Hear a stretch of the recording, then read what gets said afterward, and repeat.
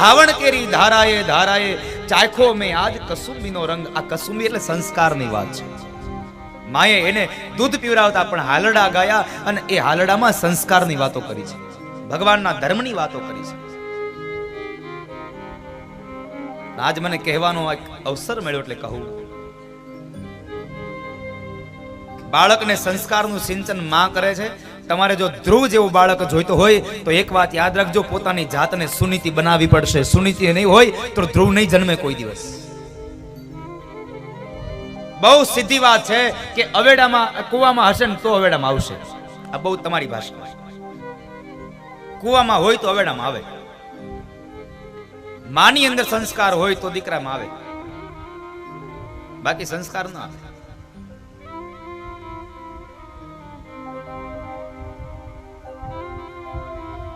માં બરાબર ભીમ 11 ને ગોકુળ આઠમે ને બપોર વચ્ચે બેનપીણના ઘરે વહી જાય.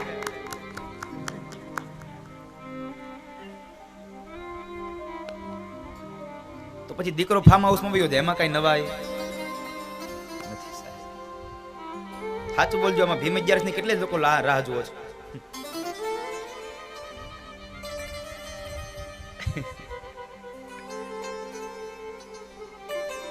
હમણાં આવે છે ને, હમણાં ભીમ 11 હવે કેટલા લોકો રાહ જુઓ છો? અરે હું થોડો કહું તમને જુગાર રમવાની રાહ જોઉં, ભીમ 11 ના તહેવારની રાહ કહું છું. તમે પણ આવડું લઈ લીધું. હાવ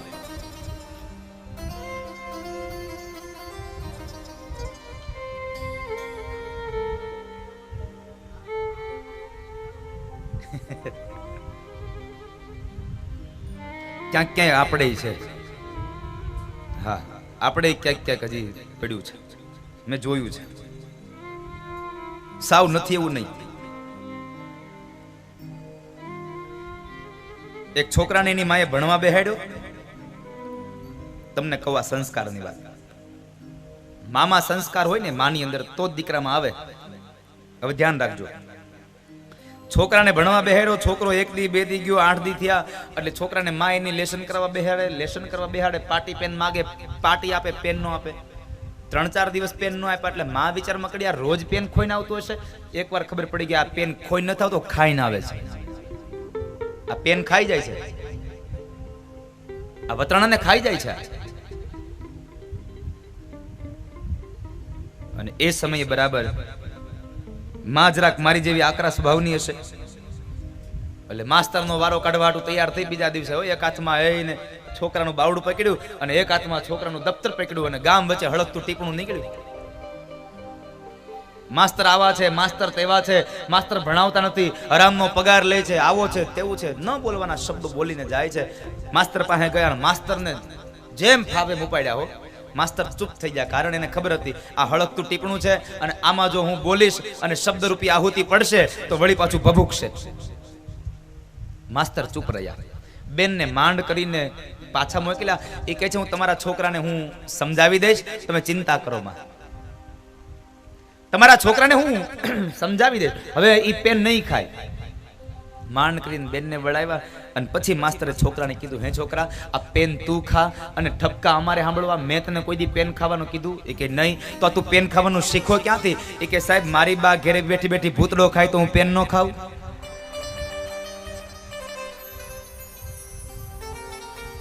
જેની માં ભૂતડા ખાય એના દીકરા પેન ખાય. મારો કહેવાનો ભાવાર્થ હાસ્યની સાથે છે કે જ્યાં સુધી તમારા અંદર સંસ્કાર નહીં હોય ત્યાં સુધી દીકરાઓમાં સંસ્કારની અપેક્ષા ન રાખવી કોઈ દિવસ.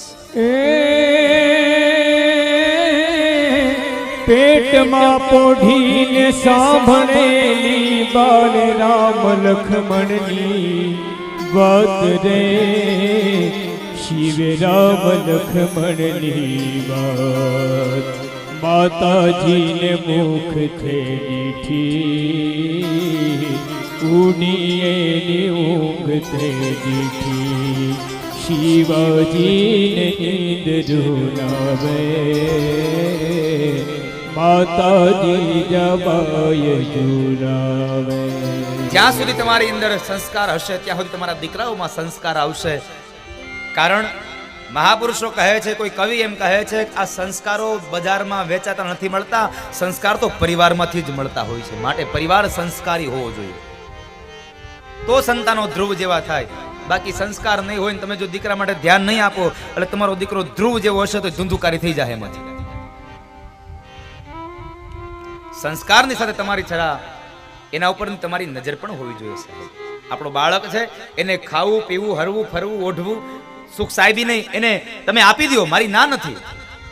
એને સ્વતંત્રતા આપો, પણ એક વાત યાદ રાખજો, તમારી આપેલી સ્વતંત્રતા સ્વચ્છંદતામાં બદલાઈ ન જાય, આનું ધ્યાન રાખજો. તમારી આપેલી સ્વતંત્રતા સ્વચ્છંદતામાં ન બદલાવી જોઈએ. પણ થાય છે એવું કે અત્યારે આપેલી સ્વતંત્રતા હવે બાળકો સ્વચ્છંદતામાં અનુભવે છે, એને પરિણમે છે. ગાડી આપી દે, મોબાઈલ આપી દે, પૈસા આપે એટલે ન કરવાના કામો કરે. ઘરેથી કહીને જાય હું સ્કૂલે જાઉં છું, કોલેજ જાઉં છું. કોલેજમાં જઈને જોઉં તો ખબર પડે હોય બગીચામાં, ગાર્ડનમાં જ હોય, ટોકીજમાં હોય. આની પાછળ જવાબદાર કોણ? આની પાછળ જવાબદાર એનો મા બાપ છે. સારી સ્કૂલમાં એડમિશન લઈ દેવાથી તમારા બાળકમાં સંસ્કાર નહીં આવે, પણ સારી સ્કૂલમાં એડમિશન લીધા પછી પણ એના ઉપર તમારી નજર હોવી આ બહુ મહત્વની વાત છે સાહેબ.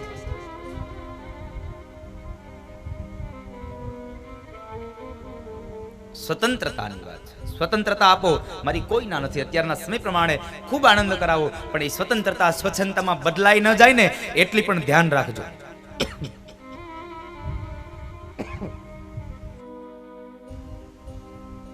સ્વતંત્રતાને આપજો. ધ્રુવજી મહારાજ આવ્યા છે. ધ્રુવજી મહારાજ ત્યારબાદ ઉત્તાનપાદ રાજા સુનીતિને સાથે લઈ અને તીર્થ ક્ષેત્રમાં ચાલ્યા ગયા છે. ધ્રુવજી મહારાજ રાજ કરે છે. ભગવાને શું કામ રાજા બનાવ્યો તો કહે છે યથા રાજા તથા પ્રજા. જેવો રાજા હોય એવી પ્રજા થાય. યથા રાજા તથા પ્રજા, એટલા માટે એને રાજા બનાવ્યો. ત્યારબાદ ધ્રુવજી મહારાજનું શિશુમાર પ્રજાપતિની ભ્રમી નામની કન્યા સાથે લગ્ન થયા. 36,000 વર્ષનું રાજ્ય કર્યું અને એ રાજ્ય કર્યા પછી જ્યારે પોતાના ઉત્તરાધિકારીઓને રાજગાદી સોંપી દઈ અને પોતે જ્યારે જંગલમાં જાય છે, જંગલને કિનારેથી નીકળતા નીકળતા ગંગાના કિનારે ગયા. ઋષિકેશમાં જ્યાં સ્વર્ગાશ્રમ છે ત્યાં સ્વર્ગાશ્રમની અંદર જઈ અને જ્યારે બેઠા છે, પણ ભગવાનનું તપ કરવા જાય છે, પણ ગંગા ખળખળ વહે છે એટલે તપમાં ધ્યાન લાગ્યું નહીં. ધ્રુવજી મહારાજ ચાલતા થયા એટલે ગંગા પ્રગટ થયા અને કહે છે ભક્તરાજ ક્યાં જાઓ છો તમે? ક્યાં ચાલ્યા તમે?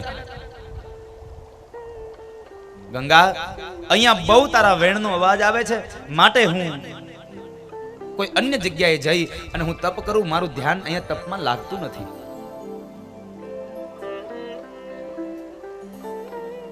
ગંગાજી કહે છે ભક્તરાજ, તમારા જેવો ભગવાનનો ભક્ત જો મારો કિનારો છોડીને જાય ને તો મારું મહાત્મય ઘટી જાય. માટે એક કામ કરો, તમારે કિનારો છોડીને જવાની જરૂર નથી, હું જ મારા વેણને શાંત કરી દઉં છું. અને એ સમયે ગંગાજી એકદમ શાંત થયા. ભક્તરાજ ધ્રુવજી મહારાજ ત્યાં બેઠા છે.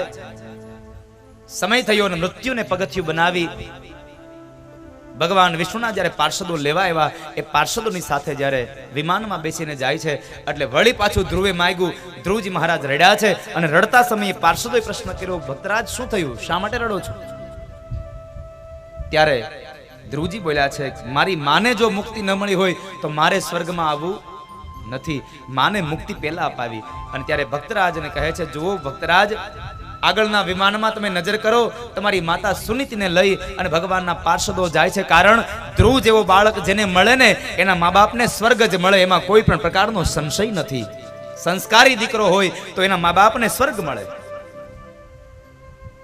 ધાર્મિક હોય તો એના મા બાપને સ્વર્ગ મળે, એમાં કોઈ સંશય નથી. બાકી ધુંધુકારી જેવો થાય તો સ્વર્ગ મળ્યું હોય ત્યાંથી ઉપાડીને વળી નરકમાં નાખે.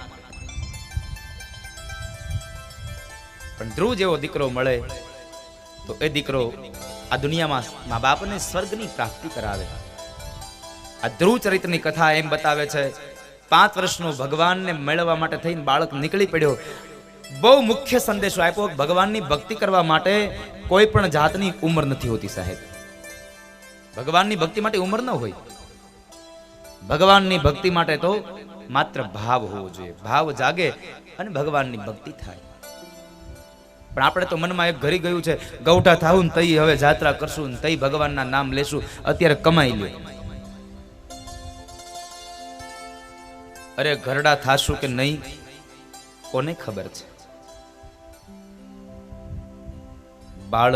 બાળપણમાં ઘણો ફેર છે રે કોને બાળપણ કહેવાય જો.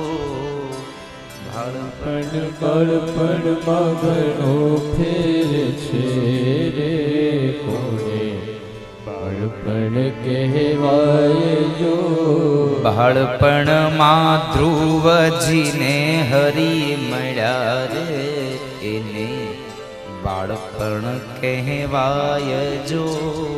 બાળપણમાં ધ્રુવજીને હરી મળ્યા રે બાળપણ કહેવાય જો. બચપણમાં પ્રહલાદને નૃસિંહ મળ્યા રે એને બચપણ કહેવાય જો.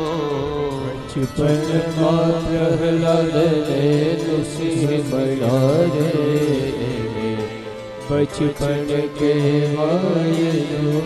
બચપણમાં પ્રહલાદને નૃસિંહ મળ્યા છે. આપણે તો 80 વર્ષ વયા જાય તો કોઈ દી આપણને હારા સંત ન મળે.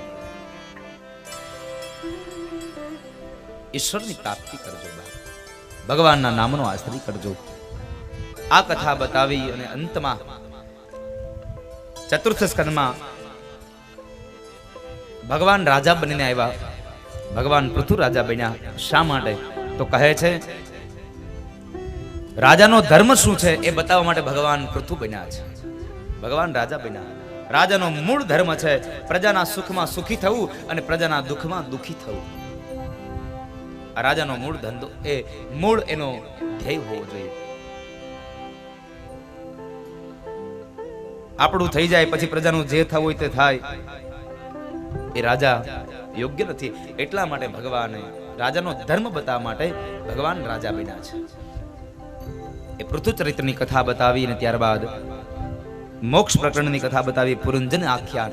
પુરંજન એટલે જે જીવાત્મા ભગવાનથી જુદો પડ્યો છે એ પુરંજન છે. પુર અંજન છે એ પુરંજન આત્મા. એની કથા બતાવી અને ચતુર્થ સ્કંદની પૂર્ણાહુતિ કરી પંચમ સ્કંદમાં પ્રવેશ કરાવ્યો. અને પંચમ સ્કંદની કથામાં પ્રવેશ કરાવતા ભગવાન બાદરાયણ બોલ્યા છે. ભગવાન વેદવ્યાસ લખે છે અહો અમીશામ કિમકારી શોભનમ પ્રસન્ન એશામ સ્વિદુતમ સ્વયં હરિ યેર્જન્મ લબ્ધમ નૃષુવારતાજિરે યેર્જન્મ લબ્ધમ નૃષુવારતાજિરે મુકુંદ સેવો પયિકમ સ્પૃહાહીના મુકુંદ સેવો પયિકમ સ્પૃહાહીના. અહો અમીશામ કિમકારી શોભનમ.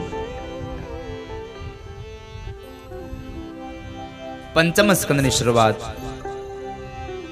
અને એ સમયે રાજા પરીક્ષિત ભગવાન સુખદેવને પ્રશ્ન કરે છે બાપજી પ્રિયવ્રતો ભાગવત આત્મા રામ કથમ મુને ગૃહે રમત યન્મૂલ કર્મ બંધ પરાભવ. મહારાજ મારા મનની અંદર સંશય થાય છે. સંશયોયમ મહાન બ્રહ્મંદારાગાર સુતાદિષુ સક્કસ્ય યત સિદ્ધ ધર્મ કૃષ્ણે ચ મતિરશ્ચુતા. મહારાજ મારા મનની અંદર શંકા ઉદ્ભવે છે કે મનુ મહારાજના દીકરા પ્રિયવ્રત તો ભગવાનના પરમ ભક્ત હતા, પરમ ભગવદીય હતા, છતાં પણ એણે આત્મારામ પુરુષ છે, છતાં પણ એણે આ સંસારનો સ્વીકાર શા માટે કર્યો? આ સંસાર શા માટે સ્વીકાર્યો? આ કથા જરા મને વિસ્તારથી કઈ બતાવો. સાંભળો રાજા. પ્રિયવ્રત મહારાજ જ્યારે સંસાર નહોતા સ્વીકારતા એ સમયે બ્રહ્માજીએ એમને ઉપદેશ કર્યો છે કે હે રાજા, તમે હવે આ સંસારનો તમે સ્વીકાર કરો, આ સંસારને તમે સ્વીકારી લો, ગ્રહસ્થી બનો. પ્રિયવ્રત મહારાજ કહે છે, મહારાજ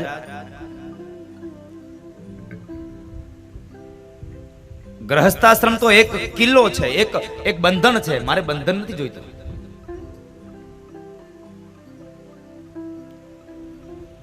ભગવાન બ્રહ્મા કહે છે, અરે રાજા, સંસાર એ બંધન નહીં, સંસાર એ તો ષડ શત્રુઓને જીતવા માટેનો એક કિલ્લો છે. કામ, ક્રોધ, લોભ, મદ, મોહ અને ઈર્ષા, આ ષડ રીપોને જીતવા માટેનો એકમાત્ર કિલ્લો છે, એકમાત્ર કિલ્લો છે. એટલા માટે તમે આ સંસાર બંધન નહીં, સંસાર એક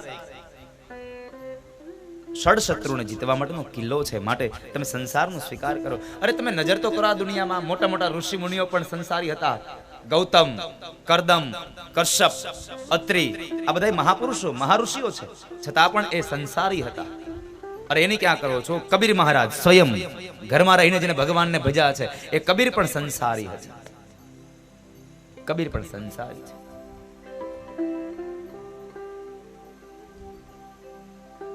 કબીર મહારાજ સંસારી થયા છે.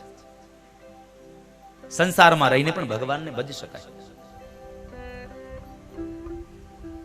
સંસારને છોડી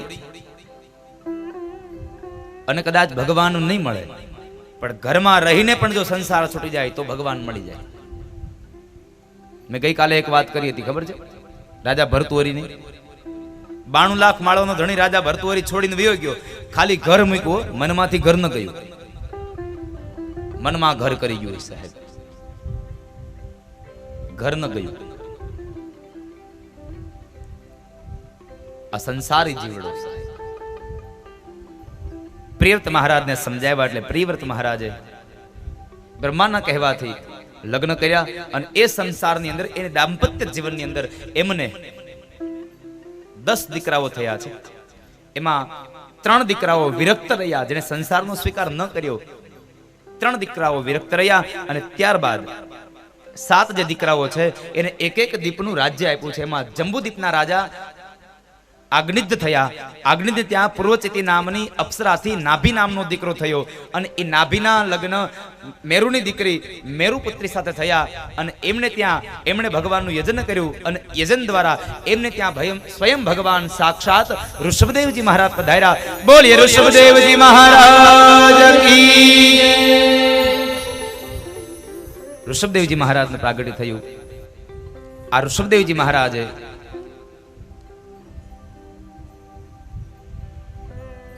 સંસારનો સ્વીકાર કર્યો. સંસારનો સ્વીકાર કર્યા બાદ ઋષભદેવજી મહારાજે સમય આવ્યો એટલે પોતાના ઉત્તરાધિકારીઓને રાજગાદી સોંપી દઈ, પોતાનું રાજ્ય સોંપી દઈ અને તેઓ પણ નીકળી પડ્યા. ઋષભદેવજી મહારાજનું પ્રાગટ્ય શા માટે? નિવૃત્તિનો માર્ગ બતાવવા માટે. જે સમયે જે કામ સારું લાગતું હોય ને એ સમયે એ કામ માણસે કરી લેવું જોઈએ.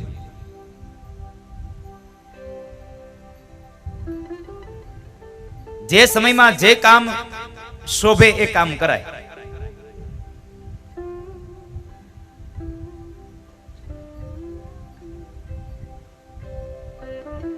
આપણી આવરદાના 4 વિભાગો પાડ્યા છે. આપણી આવરદા મનુષ્યને કેટલા વર્ષની આવરદા છે? 100 વર્ષની. આ 100 વર્ષની 4 ભાગ પાડ્યા છે. ચાર પ્રકારમાં ડિવાઈડ કર્યા. 25 વર્ષના 4 વિભાગો પાડ્યા. 1 વર્ષથી 25 વર્ષ, 26 થી 50, 51 થી 75, 76 થી 100. હવે સમજો આમાં શું કરવાનું આ 100 વર્ષમાં. જો કે હવે તો આપણા પદાર્થો ખાવા પીવાની રેકી ટેકી ગઈ, ન ખાવાના પદાર્થો ખાવા માંડ્યા એટલે માણસની આવરદા આપોઆપ ઘટી ગઈ. આવરદા ઘટી એટલું નહીં હો, માણસની હાઈટ ઘટી ગઈ છે. હા, આ યાદ રાખજો.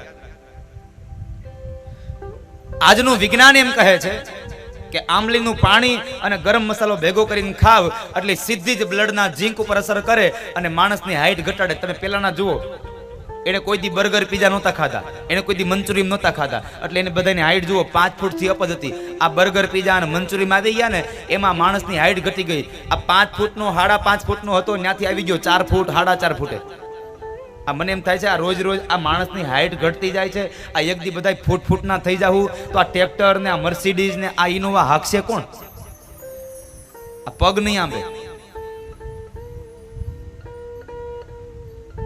કોણ હાંકશે?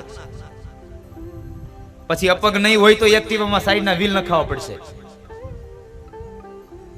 ક્યાં જશે?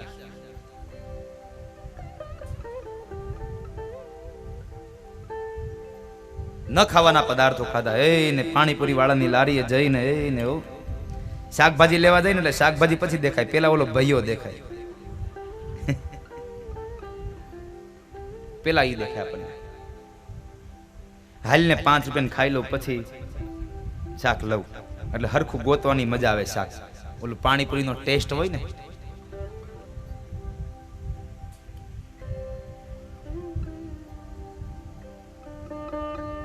જીવનમાં સુખી થવું હોય ને તો 3 વાત યાદ રાખજો.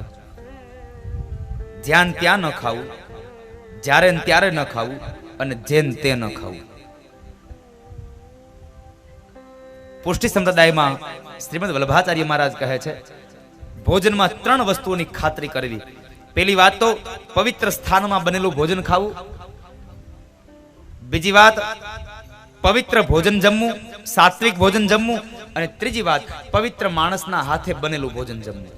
આ 3 વાત પુષ્ટિ સંપ્રદાય કહે છે. હવેલી સંપ્રદાય કહે છે જ્યાં ત્યાં ન ખાઈ લેવું, જ્યારે ને ત્યારે ન ખાવું, અને જેન તે ન ખાવું. મને તો બેનોને એ વાતનું હસવું આવે. એ પાણીપુરી ખાઈ લે ને પછી તીખી લાગે ને પછી હું કે હે ભાઈ આ પાણી ક્યાં છે? એટલે ઓલો પાણી બતાવે, જો આ ટીપ ભરી. એ નહીં કે મિનરલનું નથી, તો ઓલા એ જો હાથ અડધો અડધો બોલીને દેતો તો એ મિનરલ હતું.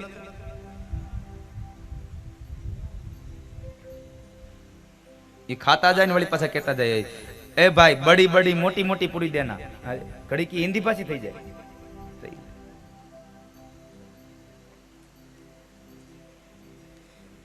એની મજા છે સાહેબ.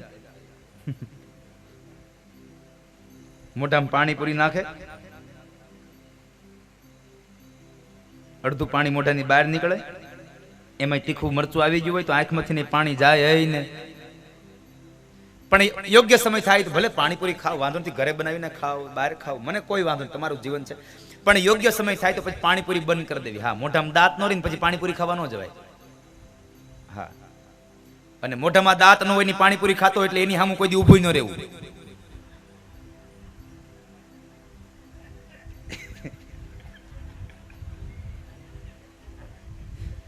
અનુભવ કરો તો એકવાર. મોઢામાં દાંત ન હોય ને પાણીપુરી ખાવા જાય, આમ દબાવો, સીધી પિચકારી માથે. એટલે યથાયોગ્ય સમય પાણીપુરી મૂકી દેવી.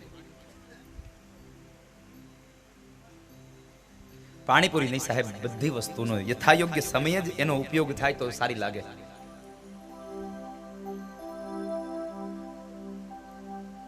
એક વર્ષથી 25 વર્ષ તમારે સરસ્વતી નદીના કિનારે રહેવાનું. 4 નદીઓ બતાવી છે, યાદ રાખજો. 4 અવસ્થા, 4 નદીઓ અને 4 તમારા પ્રકાર બતાવ્યા, 4 પહાડો બતાવ્યા છે. પહેલી વાત, 1 વર્ષથી 25 વર્ષ તમારે સરસ્વતી નદીના કિનારે રહેવાનું. 25 વર્ષ સુધીમાં જેટલું ભણવું હોય એટલું ભણી લેવાય, પછી 50 વર્ષ સુધી ભણવા ન બેહાય. એ તો સરકાર તો ચાલુ કરે, એની બિચારાની ઈચ્છા હતી કે આ જગતનો તમામ જીવાત્મા ભણે, એટલે એને ચાલુ કર્યું હતું પ્રૌઢ શિક્ષણ. સવારે દીકરાનો દીકરો ભણવા જાય અને સાંજે દાદા ઉપડે. પછી પાકા ઘડે કોઈ દી કાંઠા ચડે નહીં. ભણવું જ હોય તો લઘુ વયમાં, એટલે નાની ઉંમરમાં ભણી લેવાય. એટલે 7મા ધોરણમાં પ્રાથમિક શાળામાં કવિતા આવતી, વિચાર્યું નહીં લઘુ વયમાં પછી વિદ્યા ભણાથી શું. વિચાર્યું નહીં લઘુ વયમાં પછી વિદ્યા ભણાથી શું. સુકાણા મોલ સૃષ્ટિ તણા પછી વૃષ્ટિ થયાથી શું. યથા યોગ્ય સમયે બધી વસ્તુ કામ આવે. યથા યોગ્ય સમયે જ વસ્તુ કામ આવે. તમે ખેતરમાં દાણા વાવી દો અને વરસાદની રાહ જુઓ અને ખેતરમાં વાવેલા દાણા બધા દાણા ફૂટી જાય અને બળી જાય અને પછી મુશળધાર અનરાધાર વરસાદ થાય. શું કામનો? સુકાણા મોલ સૃષ્ટિ તણા પછી વૃષ્ટિ થયા. અરે ગજબ હાથે ગુજારી પછી કાશી ગયાથી શું? મળી દુનિયામાં બદનામી પછી નાસી ગયાથી શું? પાપ કરવામાં પાછું વાળું જોયું નહીં અને પછી તમે કહે હાલો હવે કાશી ગંગામાં નાહી આવીએ, તો એમ ગંગાજી તમારા પાપ નહીં ધોઈ નાખે હો. ગજબ હાથે ગુજારી પછી કાશી ગયાથી શું? અને એકવાર દુનિયામાં બદનામી મળે પછી તમે ગમે ત્યાં વયા જાવ, એ બદનામી પછી જાય નહીં. મળી દુનિયામાં બદનામી પછી નાસી ગયાથી શું? નાસી ગયાથી શું મળે સાહેબ?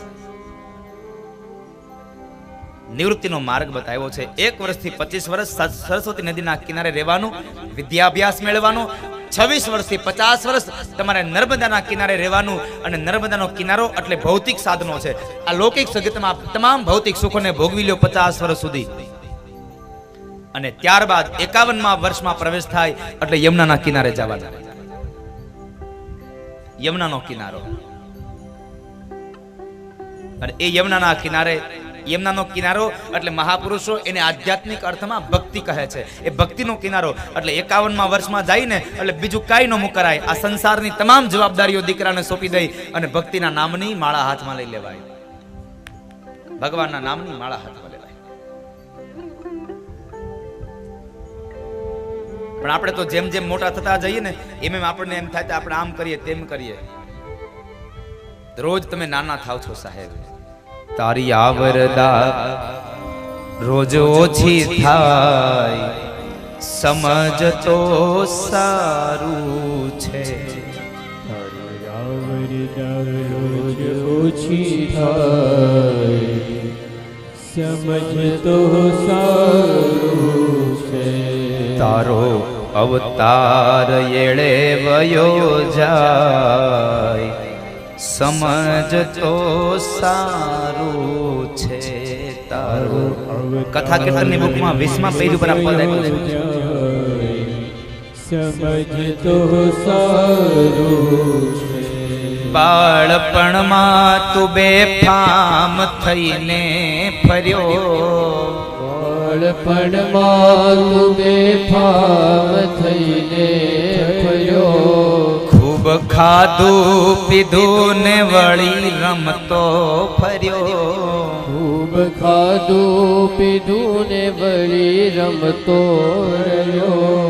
રમત ગમત માં રહ્યો લોભાઈ, સમજ તો સારું છે.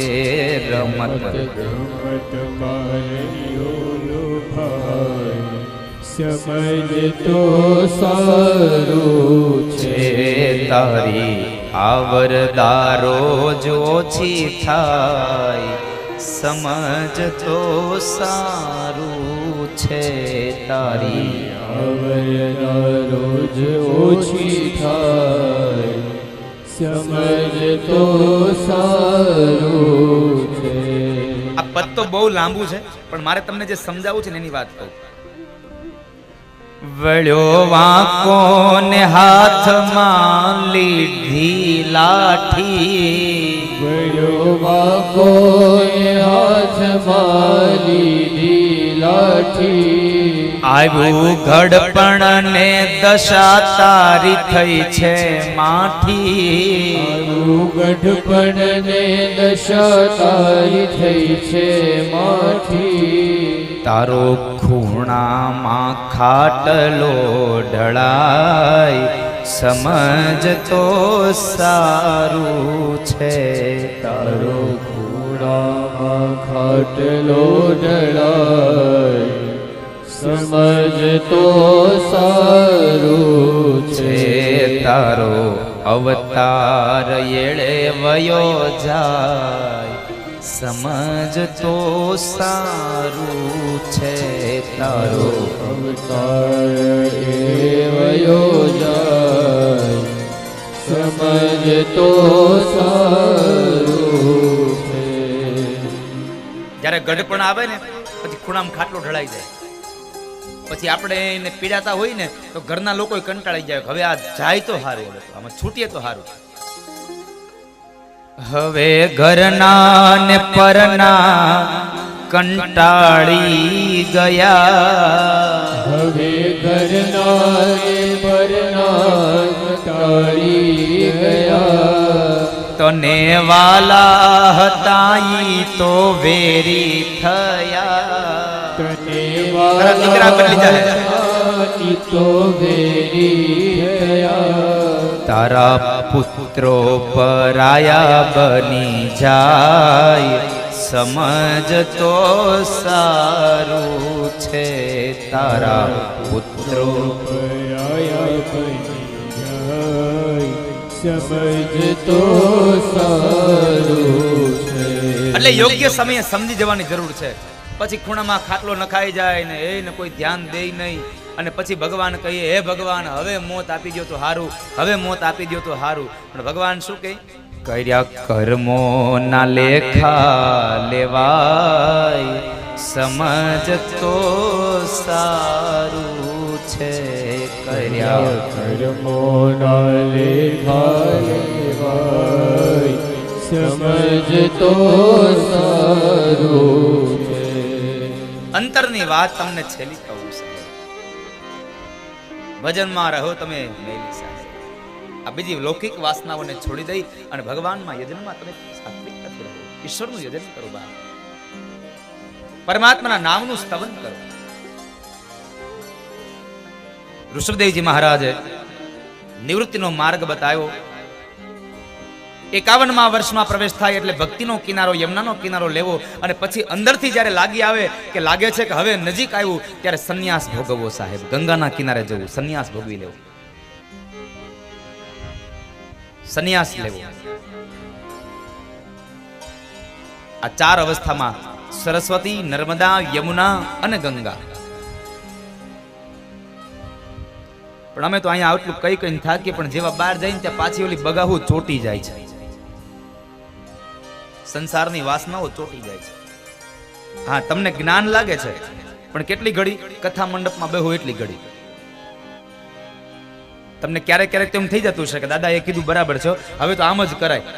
ઘોડ્યું બધું છોકરાઓને હોપી દેવું છે, અને આપણે એને લેર ન કરી તંટાણા ખાઈએ ને બાકી મોજ કરીએ, આપણે ક્યાં ક્યાંય કમાવા જવું, આટલું લાગી જાય. પણ જેવા બહાર જઈને ત્યાં પાછું બધું યાદ આવી જાય. હાલ ઘરે પછી જાવ, પેલા વાડી આટો મારતો જાવ, સીધા વાડી ઉપર.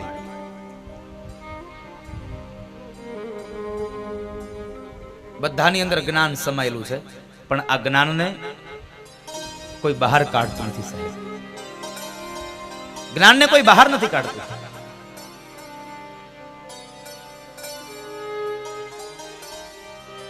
બધાયને સ્મશાન વૈરાગ્ય જેવું છે સાહેબ. આપણે સ્મશાનમાં જઈએ એટલે શું કરીએ? 2-5 જણા અહીંયા બેઠા હોય, 2-5 જણા અહીંયા બેઠા હોય, 2-5 અહીંયા બેઠા હોય, અને ત્યાંથી આપણે વાતો કરતા હોય. હે ને, શું વાતો કરીએ?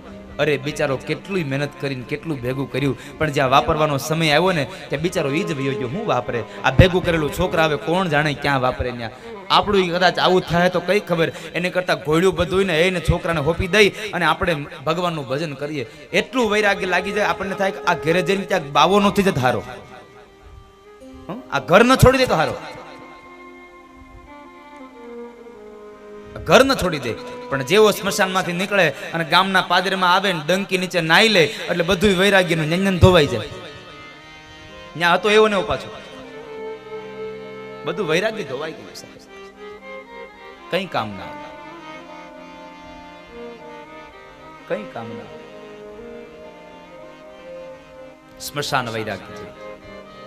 ઋષભદેવજી મહારાજે નિવૃત્તિનો માર્ગ બતાવવાની કથા બતાવી. ત્યારબાદ એમને 100 દીકરાઓ હતા, એમાંથી 81 પુત્રો કર્મકાંડી બ્રાહ્મણ લીધા, એને કર્મનો માર્ગ લીધો. 9 પુત્રો વિરક્ત બન્યા. એ 9 પુત્રોની કથા 11મા સ્કંદમાં બતાવી, યોગેશ્વરોની કથામાં. ત્યારબાદ જે 9 દીકરાઓ હતા એને રાજ્યાધિકાર પામ્યો, અને સૌથી મોટો દીકરો જે ભરત છે એ ભરત ચક્રવર્તી રાજા બન્યો, અને એ જ ભરતના નામ ઉપરથી આપણા દેશનું નામ પડ્યું ભરતખંડ, ભારત દેશ. એ રાજા એ ભરતે પણ પોતાને ત્યાં રાજગાદી પોતાના ઉત્તરાધિકારીઓને સોંપી દઈ અને યથાયોગ્ય સમયે ગંડકી નદીના કિનારે જઈ પુલ્હાશ્રમની અંદર આશ્રમ બાંધી અને તેઓ રહ્યા છે. અને ત્યાં આગળ એમણે ભગવાનનું યજન કર્યું છે, એણે ભગવાનનું ભજન કર્યું. પણ એક વખતના સમયે બરાબર એ પુલ્હાશ્રમની અંદર જ્યાં ગંડકી નદીમાં સ્નાન કરે છે તો ત્યાં આગળ એમણે એક હરણીનું બચ્ચું જ્યાં તણાતું આવે છે એ હરણના બચ્ચાને લઈ કિનારે લઈ આવ્યા, પોતાના આશ્રમની અંદર લઈ ગયા છે. આખો દિવસ રટણ લાગતું હરી હરી હરી હરી. પણ જેવું અહીંયા હરણનું બચ્ચું એના હાથમાં આવ્યું અને એમાં જ્યારે જરાક જીવ પોરવાયો એટલે ધીમે ધીમે હરી હરી છૂટતું ગયું અને અંતે લાગતું ગયું હરિણ હરિણ હરિણ. અને શું થયું આનું? એક જ વસ્તુ બની સાહેબ, કે જ્યારે હરિણ હરિણ લાગી ગયું ને તો હરણને હરીમાંથી ચિંતન છૂટ્યું અને હરિણ હરિણ લાગ્યું. અને હરિણ હરિણ કરતા કરતા એક દિવસ જ્યારે હરણનું બચ્ચું એને છોડીને વયું ગયું ને તો હરણની અંદર દોડતા ગયા, પાગલ બન્યા અને જંગલોમાં રડતી આંખોમાં હરિણ હરિણ હરિણ કહે છે. અને હરિણ હરિણ કરતા કરતા પોતાનો દેહ કાળ નજીક આવ્યો, અંતકાળ નજીક આવ્યો. અને જ્યારે મૃત્યુનો સમય આવ્યો ને ત્યારે હરિ હરિ ન થયું, હરિણ હરિણ થયું. અને હરિણને લઈ અને અંતે મૃત્યુ પામ્યા. એ ભરતજી મહારાજ મર્યા તો ખરા પણ બીજા જન્મની અંદર એ હરિણ બન્યા છે, કાલંજર પર્વતમાં હરણ બન્યા. વિચાર કરો, એક વખત માત્ર નામ ચૂકી ગયા, એક શબ્દનો ફેર પડી ગયો, હરિ હતું એમાંથી હરિણ થઈ ગયું. શું થયું? બીજા જન્મે હરણનો અવતાર મળ્યો. એક નામ એક શબ્દનો ફેર પડે અને આખો હાથમાંથી મોઢા સુધી આવેલો કોળિયો જૂટવાઈ જાય સાહેબ. તો આપણને તો આ વખતે ભગવાને માણા બનાવ્યા છે, માટે માણા થઈને રહેજો. કોઈ કઈ જિંદગીમાં બીજું કઈ કરો કે ન કરો પણ જિંદગીમાં કોઈ આપણને કઈ ન જાય, એલા ભાઈ માણા થા ને, બસ આટલું જીવન જીવજો. કોઈ કઈ ન જવા જોઈએ, માણા થાય. કારણ હું કામ કીધું? એને માણા નહીં લાગતા હોય આપણે? માણસ તો લાગીએ છે સાહેબ, પણ માત્ર શરીરથી માણસ લાગીએ છે, સ્વભાવથી પશુ બની ગયા છે. અને જો આ જન્મમાં તમે ભૂલ ખાઈ ગયા ને તો આવતો જન્મારો કઈ યોનિમાં જશે કઈ નક્કી નહીં. તમે ખાલી વિચાર તો કરો એટલો કે આ 84 લાખ યોની છે, આ 84 લાખ યોનીમાં એકાદી યોનીમાં આપણો વારો આવશે તો આપણી દશા શું થાય? ગમાણમાં બંધાવાનો વારો આવશે, આ કૂતરા બનીશું, બિલાડા બનીશું, પક્ષીઓમાં વારો આવશે, પશુઓમાં વારો આવશે. શું દશા હશે આપણી? માઠી દશા હશે. માટે માણસ બનજો સાહેબ. એક જગ્યાએ એક પ્રવચન હાલતું હતું, મહાત્માજી પ્રવચન કરતા હતા. એટલે મહાત્માજી પ્રવચન કરતા કરતા એને વાત કરી કે ભાઈ, હે ધર્માત્માઓ, તમે એક વાત યાદ રાખજો કે આ જન્મની અંદર આપણને ભગવાને માણા બનાવ્યા છે ને તો માણસ તરીકે જીવન જીવજો, નહીં તો આવતા જન્મારે જો તમે કઈ ખરાબ જીવન આ કામ કર્યા ને તો બીજો જન્મ પશુઓનીમાં થશે ને તો દશા માઠી થશે. હજારો માણસની મેદની હતી, એમાંથી એક માણસ ઉભો થયો. મહારાજ, આ શું કહો છો તમે? બીજો જન્મ પશુનો થશે? તો મેં તો એવું સાંભળ્યું છે કે આ જન્મે માણા થયા એટલે બીજે જન્મે માણા મરે એટલે બીજા જન્મે માણસ જ થાય. મેં તો આવું સાંભળ્યું છે. મહાપુરુષ કહે છે, ભાઈ તમારી વાત સાચી છે. આ જન્મ માણાનો મળ્યો હોય અને આ જન્મમાં માણા મરે એટલે બીજા જન્મે માણસ જ થાય. હું ક્યાં ના પાડું છું? અરે તમે હમણાં બોલ્યા કે હારા કામ કરજો નકર બીજા જન્મમાં પશુ થાશો, તો ઘડીક ઘડીકમાં ફરી જાઓ છો. અને ત્યારે મહાત્માજી કહે છે, હવે સાંભળે ભાઈ, અને તમે બધા સાંભળો, મારા શબ્દો પર ધ્યાન દેજો. મહાત્માજી કીધું, ભાઈ હું ક્યાં તારી વાતનો વિરોધ કરું છું? હું પણ એમ જ કહું છું, માણા મરે એટલે બીજા જન્મે માણસ જ થાય. માણસ મરે એટલે બીજા જન્મે માણસ જ થાય. સમજાય છે? કેટલા લોકોને સમજાણી આ વાત મારી? બાકીના બધાને આગળ ટપ્પો પડીને બાઉન્સર થઈ ગઈ. સમજાવું, આ જન્મે માણસ મરે તો બીજા જન્મે માણસ થાય. આ જન્મમાં માણા બનાવ્યો હોય પણ માત્ર શરીરથી હોય, જીવન પશુનો જીવો હોય તો આવતા જન્મે પશુ જ થાય. એમાં કોઈ પણ પ્રકારનો સંદેહ નથી સાહેબ, કોઈ સંશય નથી. માણસ મરે તો માણસ થાય. માટે માણસ બનજો. કોઈ કઈ ન વયો જાય, એલા ભાઈ માણા થાને, આટલું તો જીવન જીવજો જો. અને કોઈ એક વખત કઈ જાય ને માણા થા એટલે સમજી જવું કે આપણે માણામાં નથી. આપણે માણામાં નથી. હવે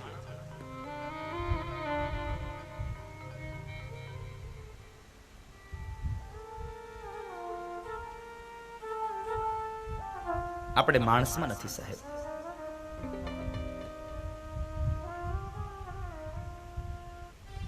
હરિણ હરિણ કરતા કરતા મૃત્યુ પામ્યા એટલે હરિણ બન્યા છે. એ સમયમાં પણ એ જન્મમાં પણ એને જ્ઞાન હતું. હવે આપણને એમ થાય પરશુયોનીમાં જ્ઞાન, હા ગયા જન્મનું જ્ઞાન હતું કે મેં ગયા જન્મમાં માણસ હતો પણ હરિણ હરિણ થઈ ગયું, એમાં હરણ બન્યો એટલે આ વખતે એને ભગવાનનું યજન કર્યું.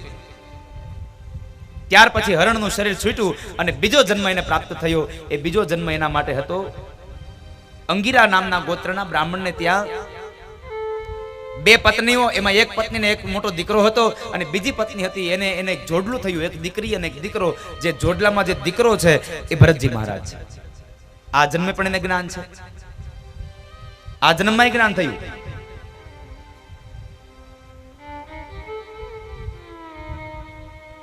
એ જન્મમાં પણ એને ભગવાનની ભક્તિ કરી,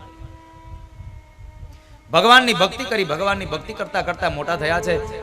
એને જ્યારે યજ્ઞોપવિતના સંસ્કાર દેવાયા ત્યારે ગાયત્રી મંત્ર બોલવાનું કીધું. ભરતજી મહારાજ ગાયત્રી મંત્ર ન બોલ્યા, કારણ બોલું તો પાપ થાય ને, માટે બને ત્યાં સુધી ઓછું બોલવું. બોલવું ખરું પણ ઓછું બોલવું, કારણ કે આપણી કહેવત છે 9 બોલામાં 9 ગુણ, બોલે એના બોર વેચાય. આમાં કરવું હું તો કહે છે જ્યારે સમય આવે ને ત્યારે બોલવું ને એ બરાબર છે, પણ સમય વગરનું બોલ્યા કરવું ને એ ખોટું છે. સમય વગરનું બોલવું નહીં સાહેબ. જીવનમાં જરૂર ન પડે તો મૌન રહેવું. ભલે ગામ કે આ મીંઢો છે કઈ વાંધો નહીં, કેવા વાળાને કેવા દો. કોઈને હારે બોલતોય નથી, ભલે કે વાંધો નહીં કેવા દો. કારણ નકરા જિંદગી આમનામ વહી છે સાહેબ.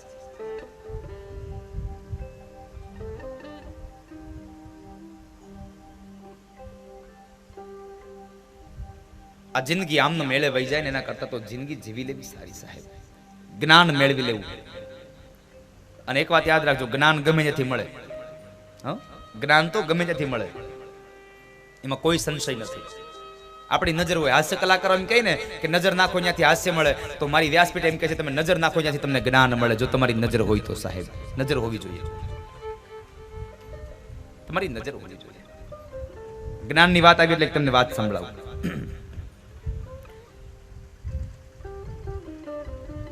મહાપુરુષોએ કેટલું એને માથે મંથન કર્યું. કેટલા લોકો ચોપાટની રમત રમ્યા છો? જરા હાથ ઊંચો કરો, મને ખબર પડે. ચોપાટની રમતમાં હું તમને આ મનુષ્ય જીવનની ચોપાટ સમજાવું આજે. ચોપાટ જોઈ છે કેટલા ઈ કયો?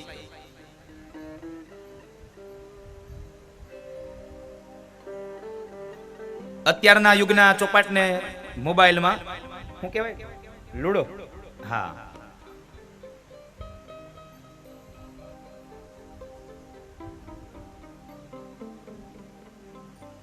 અત્યારના સમય પ્રમાણે જે ખયું એ લૂડો, પેલાના સમયમાં ચોપાટ.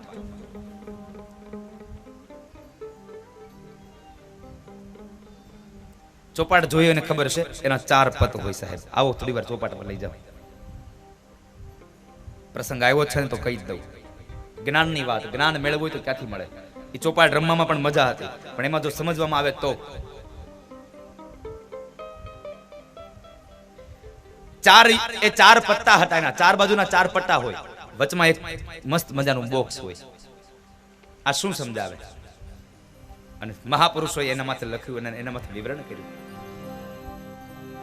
4 બાજુ 4 યુગ, વચ્ચે હરિધામ છે. 4 બાજુ 4 યુગ, વચ્ચે હરિધામ છે. 4 બાજુ 4 યુગ, વચ્ચે હરિધામ છે. 4 બાજુ 4 યુગ, વચ્ચે હરિધામ છે. જીવાત્માને પ્રભુ પાસે પહોંચવાની હામ છે. જીવાત્માને પ્રભુ પાસે પહોંચવાની હામ છે. જીવાત્માને પ્રભુ પાસે પહોંચવાની હામ છે. જીવાત્માને પ્રભુ પાસે પહોંચવાની હામ છે. ઈ તો માર્ગમાં બહુ અટવાય છે રે, ઈ તો માર્ગમાં બહુ અટવાય છે, એવો ચોગઠાબાજી સમજાવે શાન તને, એવો ચોગઠાબાજી સમજાવે એ તારી પલ પલ એળે જાય છે રે, તારી પલ પલ એ જાય છે રે, એવો ચોગઠાબાજી સમજાવે શાન તને, એવો ચોગઠાબાજી સમજાવે તારી પલ પલ એળે જાય છે તને ચોગઠાબાજી સમજાવે શાન. આ ચોપાટની રમતમાં જો જ્ઞાન મેળતા આવડે તો હો, બાકી ઘણાને ખબર જ નહીં હોય ચોપાટ હું.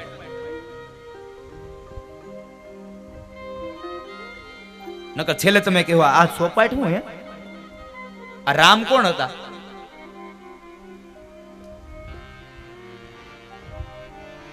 ઈ તારા મોટા બાપુજીના દીકરા હતા. અત્યાર સુધી ભે આગળ ભાગવત કરી આવ. રામ કોણ હતા? હજા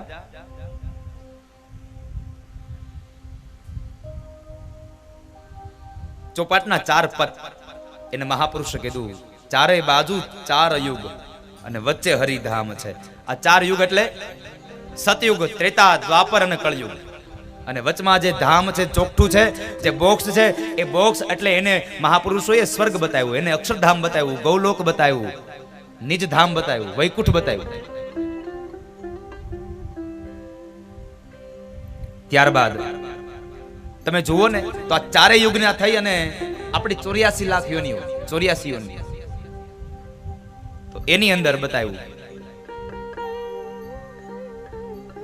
24 ખાનાઓ એમાં દેખાય છે, 24 ખાનાઓ એમાં દેખાય છે. ચારે બાજુમાં એક બાજુના પથની અંદર 24 ખાના હોય, 8 ની 3 લાઈનો હોય, 8 ની 3 લાઈનો હોય. હવે જો તમે ચારે બાજુના ગણો એટલે 24 ચોકું 96 થાય. તો આ મારે તમને જે આધ્યાત્મિક અર્થઘટન કરવું છે એ થાય નહીં, મારે તમને 84 લઈ જવા છે. 84 લાખ યોનીના ફેરાની વાત છે. તો એમ ન ફરે તો શું કર્યું? 24 ખાનાઓ એમાં દેખાય છે, 24 ખાનાઓ એમાં દેખાય છે. તમે ચોપાટ રમો તમને ખબર હશે, એક ખાનાની અંદર 3 જગ્યાએ ફૂલડા હોય, એને જેને આપણે સેફ કહીએ છીએ. અહીંયા બેહાડ દો એટલે સેફ થઈ ગયો, ત્યાં કોઈ ન મારે.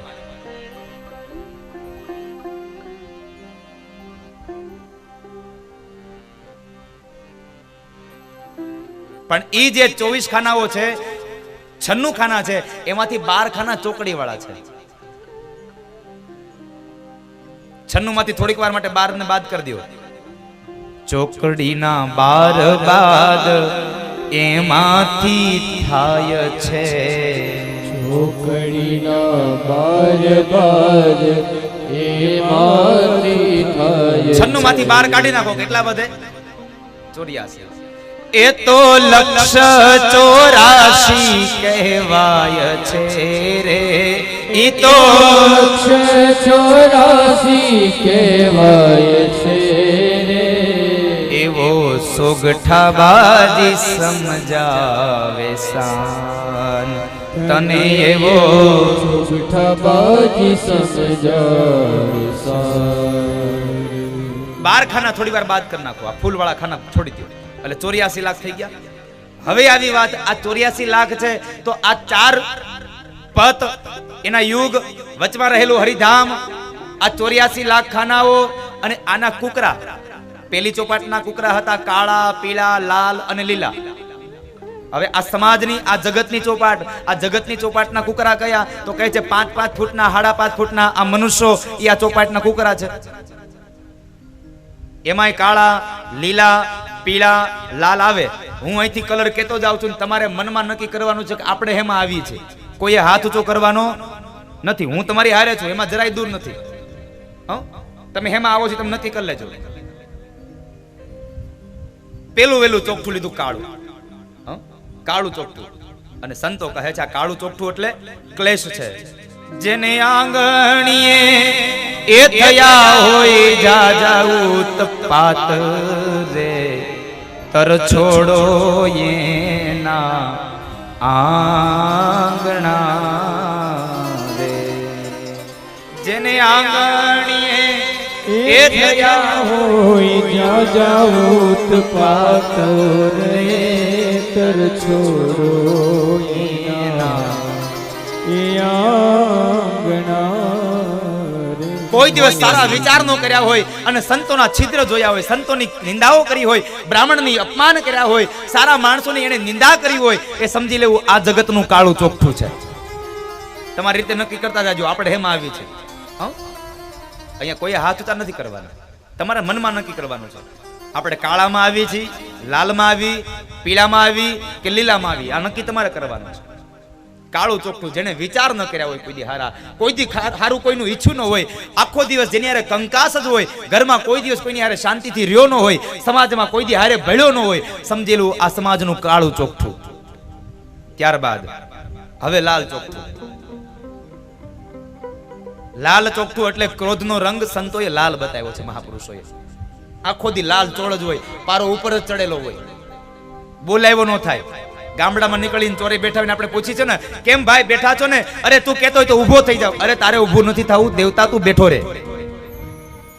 બોલાવ્યો ન થાય. કારણ વગરનો ક્રોધ કરે સમજી લેવાનું લાલ ચોગઠું. સાસુમાં કારણ વગરની વહુને વઢે સમજી લેવાનું લાલ. ક્રોધનો રંગ લાલ છે. વાત વાતમાં ક્રોધ ભરાઈ જાય. અમુક અમુક બહેનો કહેતા હોય દાદા તમારા ભાઈને તો બોલાવ્યા ન થાય, બોલાવીને કે તો હે ને ખીજાતા જ હોય, ખીજાતા જ હોય, એનો મગજ તપેલો જ હોય. પછી મારે એને કેવું પડે પણ તપેલો જ રહી ને. કેમ? તમે નાવા બેહોતી તમે ચાંદલા ક્યાં લગાડો છો? ઓલું ગીઝર હોય ન્યા ગરમ પાણીના ગીઝર લગાડ્યો હોય, પછી તપેલો જ રે બિચારો. એને ન્યાથી કાઢો, એને જ્યાં ત્યાં ટીંગાડ્યો બિચારા, જ્યાં ત્યાં સોટાડ્યો હોય.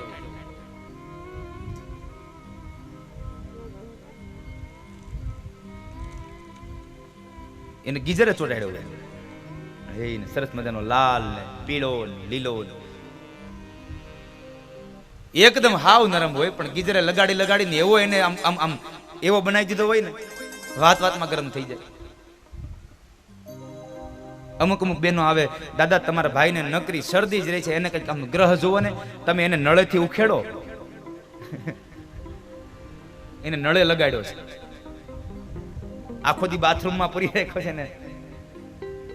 સાધુ શરદી નથી રહેતી ને? આ બેને પૂછાય નહીં કઈ? બે બાજુ જય વિજય. આ તમે બે ને બે બાજુ તમે દર વખતે બે ને એક એક બાજુ બેહારો છો, આવું કેમ કર્યું છે? જય વિજય છે તમારે? હે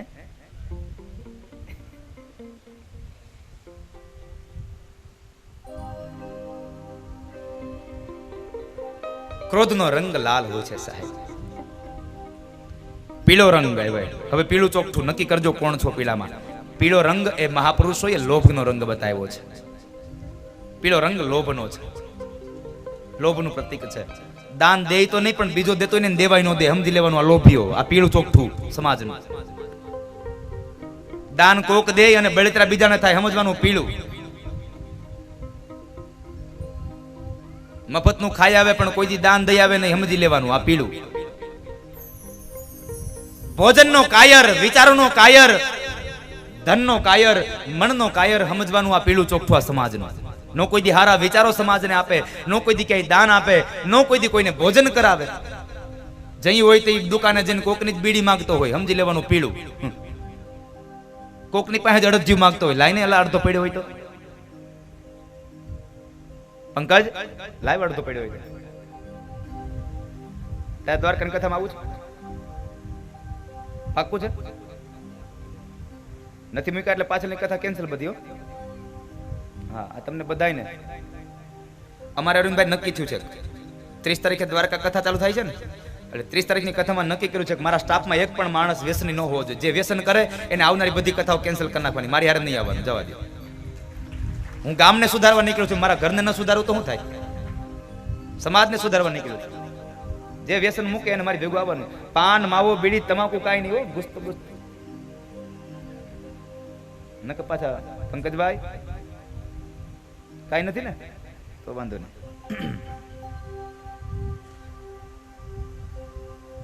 હા, મારે વ્યસન છે થોડું ઘણું પીવાનું. હમણાં તો લોકોએ એવું ચગાવ્યું છે, તમને ખબર છે અરવિંદભાઈ, મીડિયામાં એવું ચગાવ્યું છે એ કે આખા મલક ને એ કે વ્યસન મુક્તિ કરાવે છે, પણ પેલા કોક એને કયો કે દારૂ મૂકે. કે મેં કીધું હારું થયું ભાઈ, મને દારૂ ચડ્યો છે, પણ મને ઓલો બજારમાં મળે નથી ચડ્યો ભાઈ, મને આમાંથી નીકળેલો ચડ્યો છે. અને ચડ્યો છે ને એટલે જ આમ ગાઉં છું, નકર હેનો ગાવું. વાંધો નહીં, હું તો મારી મસ્તીમાં પીવું છું સાહેબ.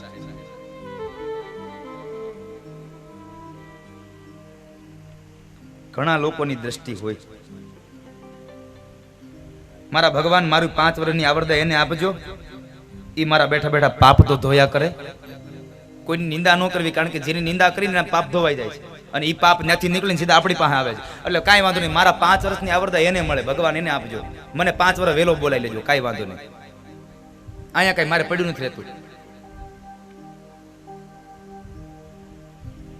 કેવા વાળા તો ગણાય છે સાહેબ, પણ કેવા વાળા 2-5 છે અને હારે રહેવા વાળા 200-500 છે, એટલે કે એની ઉપાધિ નથી.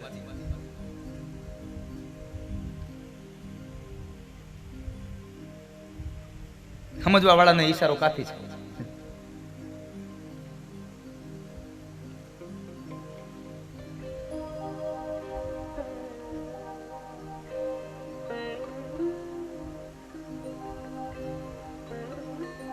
એક વાત કહો તો મને બેનો, તમે જયારે દરણા કરવા બેહો ત્યારે એમાંથી ઘઉં વીણો છો, કાકરા વીણો છો? હે, કાકરા. એને શું કરો પછી? હાથમાં આવે એટલે શું કરો તમે? સાચું કયો, કેમ કરો તમે? આમ દવણું કરતા હોય કેમ કરો? હાથમાં આવ્યો નથી ને આમ ઉડાડ્યો નથી તો સમજી લેજો હું દવણું કરવા બેઠો છું. હાથમાં આવ્યો નથી, ગયો નથી, ચિંતા નથી. કાકરાની શું કિસ્સા છે? સમાજમાંથી કાકરાઓ જ નીકળી જવાના. ઘઉં તો આપણે કોઠીમાં પડ્યા રહેવાના સાહેબ, ઘઉં આપણી કોઠીમાં પડવાના.